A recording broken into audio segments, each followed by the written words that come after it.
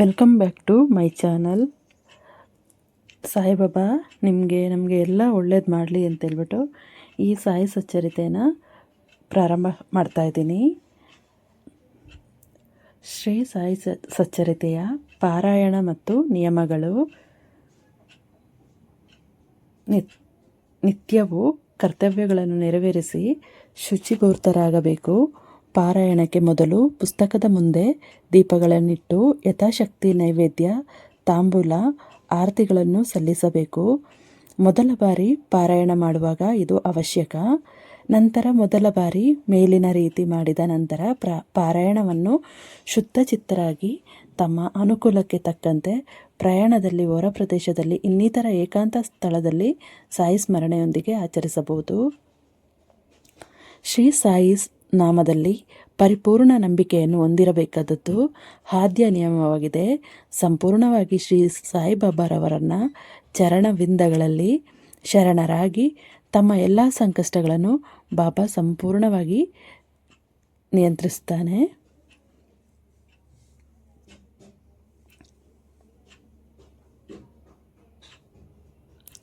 ಭೂಮಿ ದೇವಿಯನ್ನು ತಾಯಿ ಎಂದು, ಆಕಾಶವನ್ನು ತಂದೆ ಎಂದು ಸ್ವೀಕರಿಸಿ ಸಾಯಿಬಾಬಾ ರೂಪದಲ್ಲಿ ದೇವನು ಅವತರಿಸಿದನು.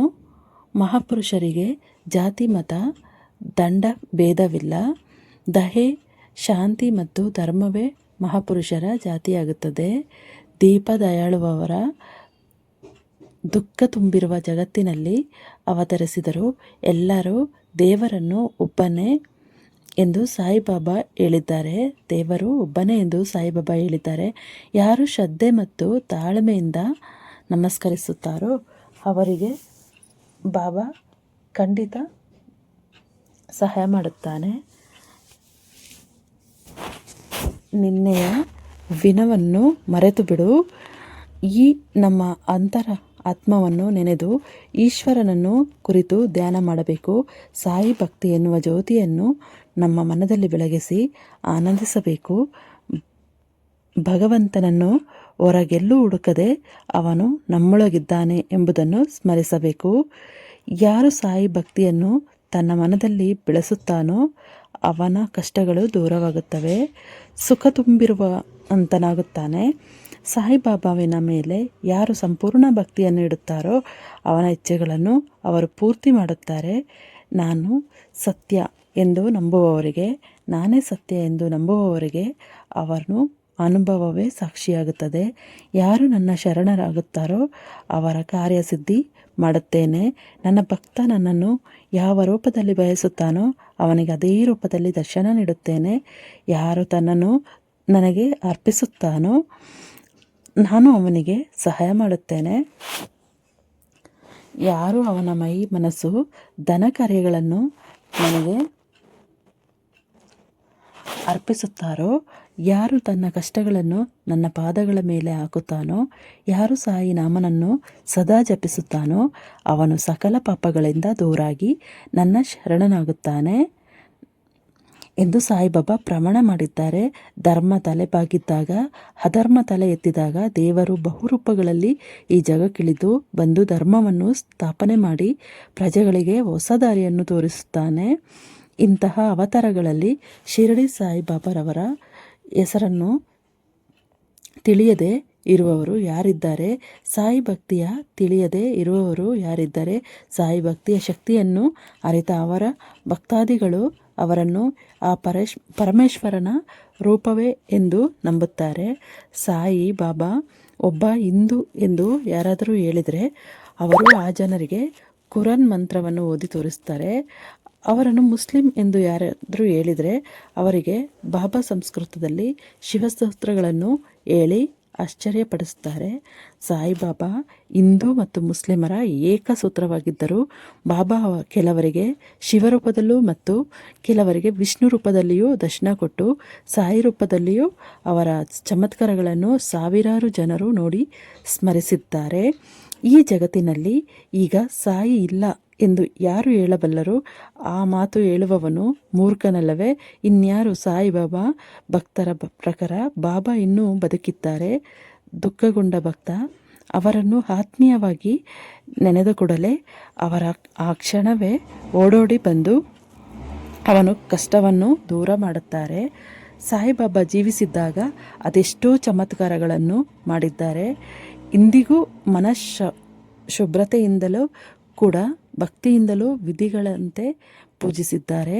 ಸಾಯಿ ಅವರ ಭಕ್ತರ ಇಚ್ಛೆಗಳನ್ನು ಪೂರ್ತಿ ಮಾಡುತ್ತಾನೆ. ಇದು ಅವರ ಭಕ್ತರ ಅನುಭವಗಳ ಮಾತು. ಹೌದು, ಸಾಯಿಬಾಬಾ ಸಾಕ್ಷಾತ್ ದೇವರೇ ಆಗಿದ್ದರೆ ಸಾಯಿಬಾಬಾನನ್ನು ನಂಬಿ 9 ಗುರುವಾರಗಳು ನಿಯಮದಿಂದ ವ್ರತ ಮಾಡಿದರೆ ನಾವು ಫಲ ಪಡೆಯುವುದು ಖಂಡಿತ. ಸಾಯಿ ವ್ರತ ಮಾಡುವ ವಿಧಾನಗಳು ಓದಿರಿ. ವ್ರತವನ್ನು ಮಾಡುವ ವಿಧಾನಗಳು ಯಾವುದಂದರೆ, ಒಂದು, ಈ ವ್ರತವನ್ನು ಪುರುಷರಾಗಲಿ ಮಹಿಳೆಯರಾಗಲಿ ಅಥವಾ ಮಕ್ಕಳಾಗಲಿ ಯಾರು ಬೇಕಾದರೂ ಮಾಡ್ಬೋದು. ಎರಡನೇದಾಗಿ, ಈ ವ್ರತವನ್ನು ಯಾವ ಜಾತಿ ಧರ್ಮವಾದರೂ ಮಾಡ್ಬೋದು. ಮೂರನೇದಾಗಿ, ಈ ವ್ರತ ಚಮತ್ಕಾರದ ಫಲಗಳನ್ನು ಕೊಡಬಲ್ಲದು. ನಾಲ್ಕನೇದಾಗಿ, ಯಾವುದೇ ಒಂದು ಗುರುವಾರ ದಿನ ಸಾಯಿ ನಾಮವನ್ನು ನೆನೆದು ಈ ವ್ರತವನ್ನು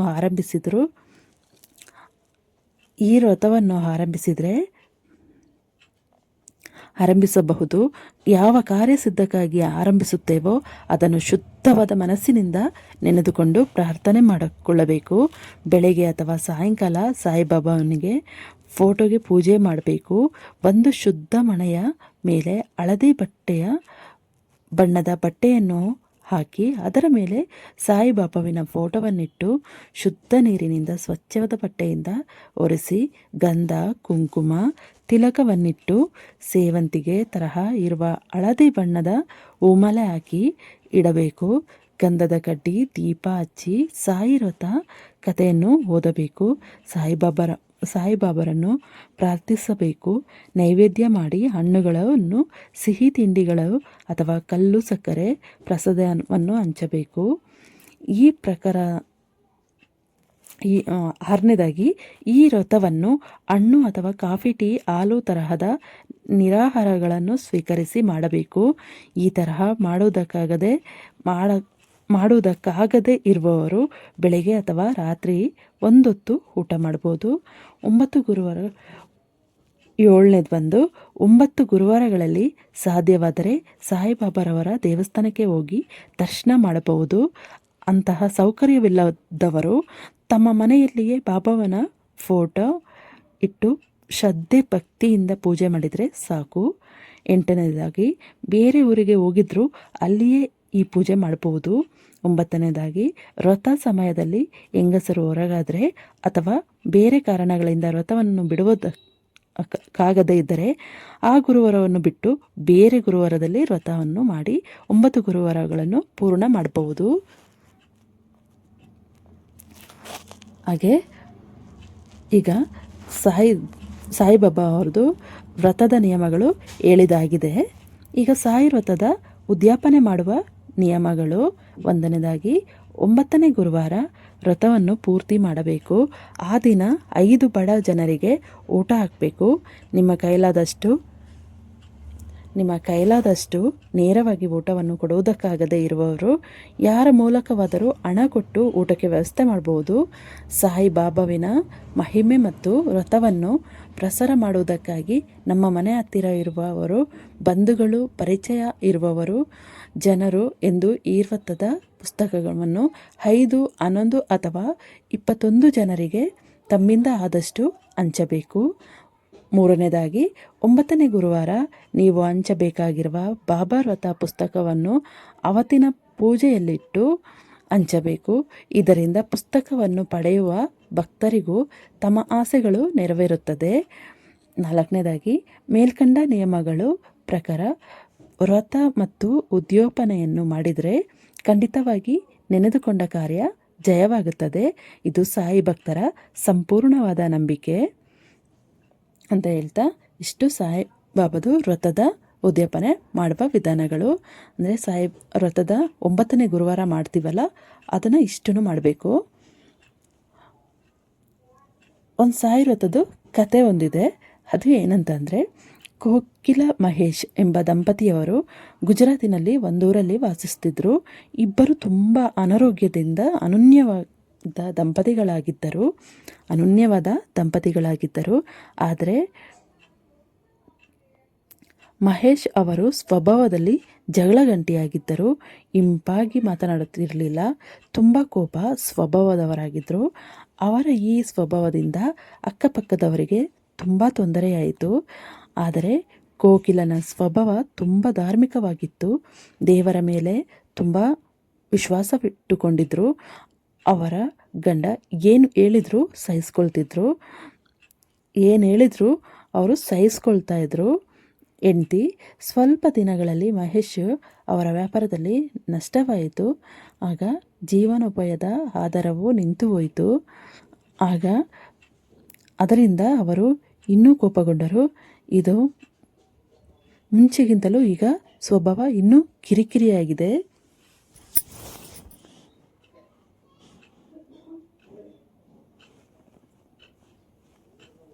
ಒಂದು ದಿನ ಮಧ್ಯಾಹ್ನ ಒಬ್ಬ ಮಹಾಪುರುಷ ಅವರ ಬಾಗಿಲ ಹತ್ತಿರ ಬಂದಿದ್ದು, ಅವರ ಮುಖದಲ್ಲಿ ಒಂದು ತರಹ ತೇಜಸ್ಸು ಮತ್ತು ಪ್ರಕಾಶ ತುಂಬಿತ್ತು. ಅವರು ಕೋಕಿಲರ ಹತ್ತಿರ ಬೇಳೆ ಅನ್ನ ಕೊಡು ಎಂದು ಬೇಡಿಕೊಂಡರು. ಕೋಕಿಲಳು ಅವರಿಗೆ ಭಕ್ತಿಯಿಂದ ಬೇಳೆ ಅನ್ನ ಕೊಟ್ಟು ಕೈ ಮುಗಿದು ನಮಸ್ಕರಿಸಿದಳು. ಆ ಮಹಾಪುರುಷನೇ ಸಾಯಿಬಾಬಾ ನಿಮಗೆ ಎಲ್ಲ ಸುಖವನ್ನು ಕೊಡುತ್ತಾರೆ ಎಂದು ಆಶೀರ್ವಾದ ಮಾಡಿದರು. ಕೋಕಿಲ ಅವರಲ್ಲಿ, ಸ್ವಾಮಿ, ಸುಖ ಶಾಂತಿ ಎಂಬುದು ನಮ್ಮ ವಿಧಿಯಲ್ಲೇ ಇಲ್ಲ ಎಂದು ದುಃಖದಿಂದ ಹೇಳಿದರು. ಅದಕ್ಕೆ ಆ ಮಹಾಪುರುಷ ಶ್ರೀ ಸಾಯಿಬಾಬಾ ವ್ರತದ ಬಗ್ಗೆ ಹೇಳಿದರು. 9 ಗುರುವಾರಗಳು ಹಣ್ಣು ನಿರಾಹಾರ ಉಂಡು ಅಥವಾ ಒಪ್ಪತ್ತು ಊಟ ಮಾಡಿ, ಸಾಧ್ಯವಾದರೆ ಸಾಯಿಬಾಬಾವನ್ನ ಮಂದಿರಕ್ಕೆ ಹೋಗಿ ತಮ್ಮ ಮನೆಯಲ್ಲಿಯೇ ಸಾಯಿಬಾಬಾ ಪೂಜೆಯನ್ನು ಮಾಡಿ ಬಡವರಿಗೆ ಅನ್ನದಾನ ಮಾಡಿ ಸಾಯಿ ವ್ರತದ ಪುಸ್ತಕಗಳನ್ನು 5ರಿಂದ 11 ಅಥವಾ 21 ಹಂಚಬೇಕು. ಹೀಗೆ ಸಾಯಿ ವ್ರತದ ಮಹಿಮೆಯನ್ನು ಪ್ರಸಾರ ಮಾಡಿದರೆ ಸಾಯಿಬಾಬಾ ನಿಮ್ಮ ಆಸೆಗಳನ್ನು ಪೂರ್ತಿ ಮಾಡುತ್ತಾರೆ. ಈ ವ್ರತವನ್ನು ಮಾಡುವವರಿಗೆ ಫಲ ಖಂಡಿತ. ಆದರೆ ಈ ವ್ರತ ಮಾಡುವವರು ಸಾಯಿಬಾಬಾರವರ ಮೇಲೆ ದೃಢ ವಿಶ್ವಾಸ ಮತ್ತು ಭಕ್ತಿ ಇಟ್ಟುಕೊಂಡಿರಬೇಕು. ಯಾರು ಈ ರೀತಿಯಲ್ಲಿ ಈ ವ್ರತವನ್ನು ಮಾಡಿ ಉದ್ಯಾಪನೆ ಮಾಡುತ್ತಾರೋ ಸಾಯಿಬಾಬಾ ಅವರ ಕೋರಿಕೆಗಳನ್ನು ಖಂಡಿತವಾಗಿ ಪೂರ್ತಿ ಮಾಡುತ್ತಾರೆ ಎಂದು ಆ ಮಹಾಪುರುಷ ಆಶೀರ್ವದಿಸಿದರು. ಕೋಕಿಲ 9 ವಾರಗಳ ವ್ರತ ಮಾಡಿ 9ನೇ ಗುರುವಾರ ಬಡವರಿಗೆ ಅನ್ನದಾನ ಮಾಡಿ ಸಾಯಿ ವ್ರತ ಪುಸ್ತಕವನ್ನು ಹಂಚಿದ್ರು. ಸಾಯಿ ವ್ರತದ ಪುಸ್ತಕಗಳನ್ನು ಹಂಚಿದ್ರು. ಅವರ ಮನೆಯಲ್ಲಿದ್ದ ಜಗಳ ಕಷ್ಟ ದೂರ ಹೋಯಿತು. ಅವ್ರ ಮನೇಲಿ ತುಂಬ ಜಗಳ ಆಗ್ತಿತ್ತು. ಅದೆಲ್ಲ ಈ ವ್ರತದಿಂದ ಅವ್ರಿಗೆ ದೂರ ಆಯಿತು. ಈ ವ್ರತ ಪೂರ್ತಿ ಮಾಡಿದ ಮೇಲಿಂದ ಅವ್ರಿಗೆ ಅದೆಲ್ಲ ದೂರ ಆಯಿತು. ಮನೆಯಲ್ಲಿ ಸುಖ ಶಾಂತಿ ಬೆಳೆಯಿತು. ಹಾಗೆ ಮಹೇಶ್ ಅವರ ಸ್ವಭಾವದಲ್ಲೂ ಬದಲಾವಣೆ ಕಾಣಿಸಿತ್ತು. ಅವರ ವ್ಯಾಪಾರದಲ್ಲಿ ಮತ್ತೆ ಒಳ್ಳೆಯ ಆದಾಯ ಸಿಗುವುದು ಪ್ರಾರಂಭವಾಯಿತು. ಕೆಲವೇ ದಿನಗಳಲ್ಲಿ ಆನಂದ ಮತ್ತು ಸಂಪತ್ತು ಅವರ ಮನೆಯಲ್ಲಿ ತುಂಬಿದ್ವು. ಗಂಡ ಹೆಂಡತಿ ಇಬ್ಬರು ಸಂತೋಷದಿಂದ ಜೀವನ ನಡೆಸಲು ಪ್ರಾರಂಭಿಸಿದರು. ಒಂದು ದಿನ ಕೋಕಿಲರನ್ನು ಮೈದುನ ಮತ್ತು ಅವರ ಹೆಂಡತಿ ಸೂರತ್ತಿನಿಂದ ಕೋಕಿಲ ಮಹೇಶ್ ಮನೆಗೆ ಬಂದರು. ಹಾಗೆ ಮಾತನಾಡುವಾಗ ಅವರ ಮಕ್ಕಳು ಸರಿಯಾಗಿ ಓದುವುದಿಲ್ಲ, ಓದಿದ್ದೆಲ್ಲ ಮರೆತು ಹೋಗ್ತಾರೆ, ಪರೀಕ್ಷೆಯಲ್ಲಿ ಫೇಲ್ ಆಗ್ತಾರೆ ಎಂದು ತುಂಬ ದುಃಖದಿಂದ ಹೇಳಿದರು. ಅವರಿಗೆ ಕೋಕಿಲ 9 ಗುರುವಾರದ ವ್ರತದ ಮಹಿಮೆಯನ್ನು ತಿಳಿಸಿದರು. ಸಾಯಿ ಭಕ್ತಿಯಿಂದ ಮಕ್ಕಳು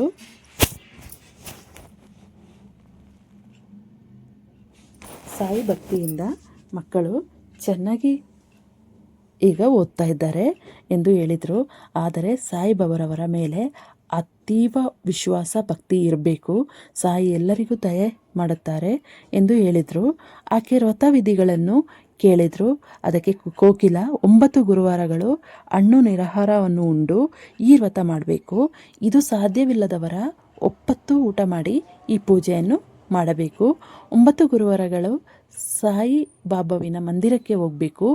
ಅನಂತರ ಈ ವ್ರತವನ್ನು ಗಂಡು ಹೆಣ್ಣು ಮಕ್ಕಳು ಸಹ ಮಾಡ್ಬೋದು. ಗಂಡು ಅಥವಾ ಹೆಣ್ಣು ಮಕ್ಕಳು ಸಹ ಮಾಡ್ಬೋದು. ಈ ಗುರುವಾರಗಳಲ್ಲಿ ಸಾಯಿಬಾಬಾವಿನ ಫೋಟೋಗೆ ಪೂಜೆ ಮಾಡಿ ಹಳದಿ ಬಣ್ಣದ ಹೂಗಳನ್ನು ಅಥವಾ ಹೂವಿನ ಹಾರ, ಹಳದಿ ಬಣ್ಣದೇ ಹೂವಿನ ಹಾರ ಹಾಕಿ ಗಂಧದ ಕಡ್ಡಿ ಹಚ್ಚಿ ಪ್ರಸಾದ ನೈವೇದ್ಯ ಮಾಡಿ ಎಲ್ಲರಿಗೂ ಸಹ ಹಂಚಿ ಸಾಯಿಬಾಬಾರವನ್ನು ಪ್ರಾರ್ಥಿಸಿ ಸಾಯಿ ವ್ರತದ ಕತೆ, ಸಾಯಿ ಸ್ಮರಣೆ, ಸಾಯಿ ನಾಮಾರ್ಪಣೆ, ಸಾಯಿ ವಂದನೆ, ಸಾಯಿ ಭವನಿ ಇವುಗಳನ್ನು ಭಕ್ತಿಯಿಂದ ಓದಿರಿ. 9ನೇ ಗುರುವಾರ 5 ಬಡವರ ಜನರಿಗೆ ಅನ್ನದಾನ ಮಾಡಿ. 9ನೇ ಗುರುವಾರ ಈ ಸಾಯಿ ವ್ರತವನ್ನು ಪುಸ್ತಕಗಳನ್ನು 5, 11 ಅಥವಾ 21 ಉಚಿತವಾಗಿ ಹಂಚಬೇಕು. ಕೆಲವು ದಿನಗಳ ನಂತರ ಸೂರತ್ನಿಂದ ಅವರ ಮೈದ್ನ ಮತ್ತು ಹೆಂಡತಿ ಕೋಕಿಲಾಗೆ ಪತ್ರ ಬರೆದರು. ಅದರಲ್ಲಿ ಅವರ ಮಕ್ಕಳು ಸಾಯಿ ವ್ರತ ಮಾಡುತ್ತಾರೆ, ಅದರಿಂದ ಚೆನ್ನಾಗಿ ಓದಲು ಪ್ರಾರಂಭಿಸಿದರು ಎಂದು ತಿಳಿಸಿದ್ದಾರೆ. ಈ ವ್ರತವನ್ನು ತಾನು ಸಹ ಮಾಡಿ ಅವರ ಕಚೇರಿಯಲ್ಲಿಯೂ ಪ್ರಸಾದ ಮಾಡಿ ಸಾಯಿ ವ್ರತವನ್ನು ಪುಸ್ತಕಗಳನ್ನು ಹಂಚಿದ್ದಾರೆ ಎಂದು ಬರೆದಿದ್ದರು. ಅವರ ಗೆಳತಿ ಚಾರುಮತಿ ಎಂಬುವರ ಮಗಳಿಗೆ ಸಾಯಿ ವ್ರತದ ಫಲವಾಗಿ ಮದುವೆ ಆಯಿತು. ಅವರ ಪಕ್ಕದ ಮನೆಯಲ್ಲಿರುವವರ ಒಡವೆಗಳೆಲ್ಲ ಕಳೆದು ಹೋಗಿತ್ತು. ಅವರು ಕೂಡ ಸಾಯಿ ವ್ರತ ಮಾಡಿದರು. 2 ತಿಂಗಳ ನಂತರ ಆಭರಣಗಳು ವಾಪಸ್ ಪಡೆದರು. ಯಾರು ವಾಪಸ್ ಇಟ್ಟರು ಎಂಬುದು ಗೊತ್ತಿಲ್ಲ. ಈ ತರಹ ಬಹು ಅದ್ಭುತಗಳು ನಡೆದವು. ಕೋಕಿಲಳ ಈ ವ್ರತದ ಮಹಿಮೆಯನ್ನು ಇನ್ನೂ ಚೆನ್ನಾಗಿ ತಿಳಿದುಕೊಂಡರು. ಸಂಪೂರ್ಣವಾದ ನಂಬಿಕೆಯನ್ನು ಬೆಳೆಸಿಕೊಂಡರು. ಓ ಸಾಯಿ, ಎಲ್ಲರಿಗೂ ತೋರುವ ಈ ಕರುಣೆಯನ್ನು ನನಗೂ ಸಹ ತೋರಿ ಆಶೀರ್ವಾದ ಮಾಡಿ ಅಂತ ಹೇಳ್ಬಿಟ್ಟು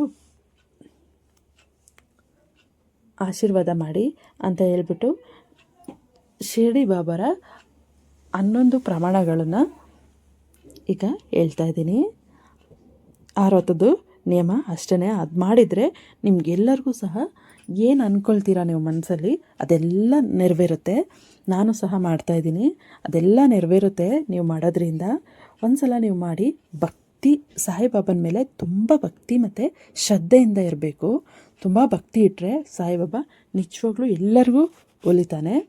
ಈಗ ಸಾಯಿಬಾಬಾರವರ 11 ಪ್ರಮಾಣಗಳು ಯಾವುದು ಅಂತ ನೋಡೋಣ. 1ನೇದಾಗಿ, ಶಿರಡಿಯಲ್ಲಿ ಕಾಲಿಡುವ ಭಕ್ತನಿಗೆ ಬರುವ ಆಪತ್ತು ದೂರವಾಗುತ್ತದೆ. 2ನೇದು, ನನ್ನ ಸಮಾಧಿಯ ಮೆಟ್ಟಿಲು ಹತ್ತುವವನ ಎಲ್ಲ ದುಃಖಗಳನ್ನು ದೂರ ಮಾಡುತ್ತೇನೆ. 3ನೇದಾಗಿ, ಈ ಜಗತ್ತಿನಿಂದ ನನ್ನ ಶರೀರ ಮರೆಯಾದರೂ ಭಕ್ತರು ಕರೆದರೆ ಓಡಿ ಬರುವೆನು ಅಂತ ಹೇಳಿದ್ದಾರೆ ಸಾಯಿಬಾಬಾ. 4ನೇದಾಗಿ, ದೃಢ ಭಕ್ತಿ, ನಂಬಿಕೆ, ವಿಶ್ವಾಸದಿಂದ ಯಾಚುವವನ ಆಸೆಯನ್ನು ಸಮಾಧಿ ಪೂರ್ತಿ ಮಾಡುತ್ತದೆ. 5ನೇದಾಗಿ, ನಾನಿನ್ನೂ ಜೀವಂತವಾಗಿದ್ದೇನೆ ಎಂದು ನಂಬಿ ಇದನ್ನು ಸತ್ಯವೆಂದು ನಿಮ್ಮ ಅನುಭವ ಹೇಳುತ್ತದೆ. 6ನೇದಾಗಿ, ನನ್ನ ಶರಣಾಗತನು ಯಾರಾದರೂ ಖಾಲಿ ಕೈಯೊಡನೆ ಹಿಂದಿರುಗಿದ್ರೆ ಅವನನ್ನು ನನಗೆ ತೋರಿಸಿ. 7ನೇದಾಗಿ, ಭಕ್ತರು ನನ್ನನ್ನು ಎಂತಹ ಭಕ್ತಿಯಿಂದ ಭಾವಿಸ್ತಾರೋ ಅಂತಹ ಅನುಭವಗಳನ್ನು ಅವರಿಗೆ ನಾನು ಕೊಡುತ್ತೇನೆ. 8ನೇದಾಗಿ, ಎಂದಿಗೂ ನಿಮ್ಮ ಭಾರಗಳನ್ನು ನನ್ನ ಮೇಲಿರುತ್ತದೆ. ಈ ನನ್ನ ವಚನ ಸುಳ್ಳು ಆಗುವುದಿಲ್ಲ ಅಂತ ಹೇಳ್ಬಿಟ್ಟು ಸಾಯಿಬಾಬಾ ಹೇಳಿದ್ದಾರೆ. 9ನೇದಾಗಿ, ನೀವು ಕೇಳಿದೆಲ್ಲವೂ ನಾನು ಕೊಡುತ್ತೇನೆ. ನಾನು ಸಹ ಆಶೀರ್ವಾದವನ್ನು ಎಂದಿಗೂ ನಿಮಗೆ ಇಲ್ಲ ಎಂದು ಹೇಳುವುದಿಲ್ಲ. 10ನೇದಾಗಿ, ಭಕ್ತಿಯಿಂದ ನನ್ನ ಮಾತುಗಳನ್ನು ಮನಸ್ಸಿನಲ್ಲಿ ಇಟ್ಟುಕೊಳ್ಳುವವನಿಗೆ ನಾನು ಋಣಿಯಾಗಿರುತ್ತೇನೆ. 11ನೇದಾಗಿ, ನನ್ನ ಶರಣಾದ ಭಕ್ತ ಭಾಗ್ಯವಂತನಾಗುತ್ತಾನೆ ಅಂತ ಹೇಳ್ಬಿಟ್ಟು ಸಾಯಿಬಾಬಾ ಇಷ್ಟು ವ್ರತವನ್ನು ಹೇಳಿ ಅವ್ರದ್ದು 11 ಪ್ರಮಾಣಗಳು ಇದು. ಹೀಗೆ ನಿಮಗೆ ಇನ್ನು ಮುಂದೆ ಎಲ್ಲ ಇದರಲ್ಲಿ ಸೊಲ್ಯೂಷನು ನಿಮಗೆ ಎಲ್ಲ ಒಳ್ಳೆಯದಾಗುತ್ತದೆ ಅಂತ ಹೇಳ್ಬಿಟ್ಟು ಈ ಸಾಯಿಬಾಬಾ ವ್ರತವನ್ನು ಕತೆ ಮುಗಿಸ್ತಾ ಇದ್ದೀನಿ.